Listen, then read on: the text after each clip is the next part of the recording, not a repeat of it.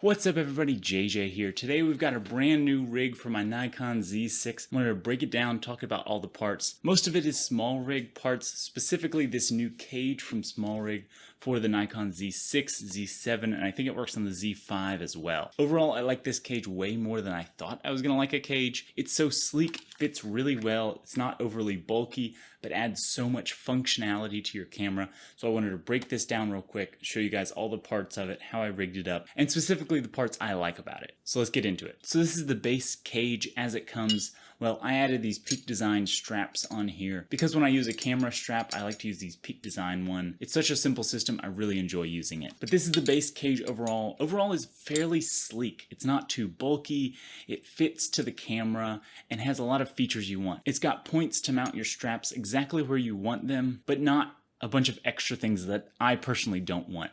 I want options up top for a top handle, your left handle, maybe a right handle if you're into that, easy access to your battery, and that's about it. Of everything, there's pros and cons. Downside to this one, it uses this as your tool, so you could use any flat-headed screwdriver or a coin or whatever, or this little device that magnets to the bottom. It's also got an M2.5, so that's a 2.5 millimeter hex screw, and that's an additional mounting point up on the top. We'll get to that with the camera, but let's put the camera in it real quick. This is the Nikon Z6 with the 24-70 f4, and this camera just slides right in here. Super easy to slide in, thumb screw the bottom a little bit, and then you use the tool. Don't put it all the way in because you also have to mount through this camera strap mount that's on the camera. You put this M2.5 screw, goes right through there and mounts to the cage. This gives two mounting points of the camera to the cage, which prevents rotation in there. I haven't used different cages, but I've heard from other cages that only have a single mount.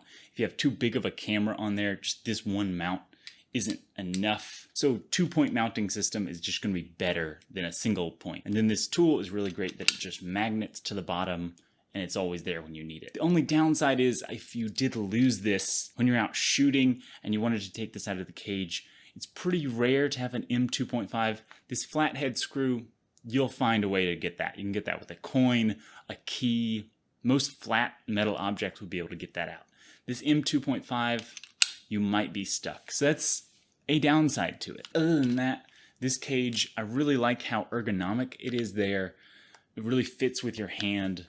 It doesn't get in your way. It's not too bulky. You can still reach all of the dials and controls here. Super easy. So let's continue to rig this out. The next thing I added up top was this Nato Rail, also by SmallRig. This one, I think it's the 75 millimeter one, and it's got the standard locking mount up here and then a one-way locking mount here. So you'll be able to slide something on, but it won't be able to slide back off. Super great. And this 75 millimeter fits perfectly in these two holes, or you could mount them on the front. You could mount a smaller one on front.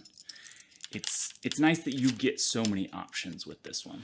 You will need a hex Allen wrench with this one, but this is a fairly standard tool with mounting up and rigging, and super low profile, which I really like that it's not adding more bulk on here. It adds this functionality on here without getting in your way. So now we have a Nato Rail up top, and also this is a Nato Rail on the left side of the camera, so that's nice to have easy options. On the left, you can mount all these different screw holes or a Nato Rail built in. Super functional. I got this Nato handle from SmallRig. It's made to be a top handle, but you could also mount it as a side handle. But when you're mounting it onto this Nato Rail, you can just slide it right on, and then it's not going to slide back off, which is super nice to be able to just easy slide on. You center it on there, then it's got this ratcheting mechanism. You can tighten it, and then you pull the handle out, rotate it out of the way. So as I was saying, this handle up top, you unscrew this big silver part, and then you can rotate it to whatever you want. If you want it forward, if you have a big heavy mount lens on here, and you want to hold it this way, if that balance is better than this way, If your lens isn't too heavy, maybe this is better for you, or if you want to hold sideways for whatever you need. Or nice, if you rotated it sideways, you could mount it as a second handle over here. Just option. I like having options with it because personally, I don't know what my next best rig will be. If I try one way and I don't like it and I want to do a different way, I don't want to have to return this handle, buy a different handle, try a different thing. Options will make this a very versatile handle moving forward. I can use it on so many different rigs, or if I buy a different camera or a different cage, this handle will probably work for most things, which was something I was really looking for. Other nice features of this, it does have this built-in, this Allen key fits right in there, so you'll always have it. That was one thing, since the cage doesn't have an Allen key on there, and you might need one, it's nice to have it built into the handle, always there, ready for you. It's got a cold shoe mount back here and a cold shoe mount up top. This one has a safety locking pin like this. You'll be able to slide something in there without it being able to slide back out unless you press that down. You've got your RE mounting point there, a bunch of mounting points all around it. Just super versatile. Now on to the final part of this rig. Since the Z6 doesn't have a flip out screen, I have to use this Ninja 5 often. And so I do have a cold shoe mount here. Since I already had this cold shoe mount, for recording a lot of my videos, I hooked this up top facing me, so I already had this. If I didn't already have this mount, I might have gotten the RE mounting one that mounts on the front here, or just a different solution. But for me, since I already had this, I got this handle that has this locking cold shoe mount on front.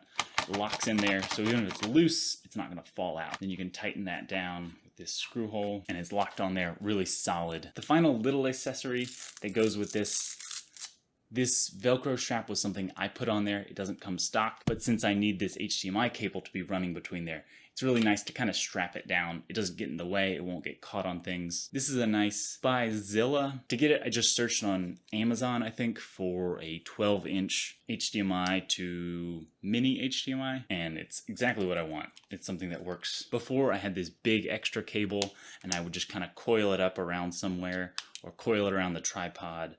But it's big and it's bulky, it gets in the way. Then you loop the cable through the Velcro strap. That keeps it in and out of the way. It's not gonna get caught on things as easily with this setup. But overall, that's my new rig.